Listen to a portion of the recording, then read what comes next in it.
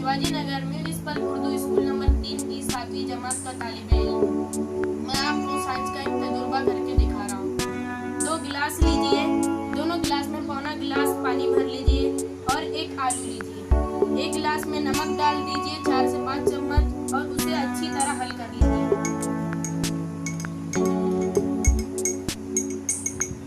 फिर इस आलू को उठाकर इस सादे पानी में डाल दीजिए। देखिए वो आलू इसके अंदर डूब जाता है। फिर उस आलू को निकालकर नमकीन वाले पानी के गिलास में डाल दीजिए। देखिए ये आलू पानी में तैरने लगता है।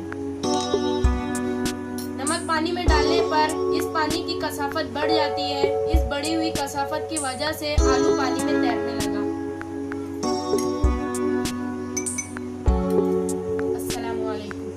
तो फ्रेंड्स, अगर आपको हमारी ये वीडियो पसंद आए तो उसे लाइक, सब्सक्राइब एंड शेयर जरूर करें और पास में लगे बेल आइकन पर क्लिक करें हमारा लेटेस्ट वीडियो सबसे पहले देखने के लिए।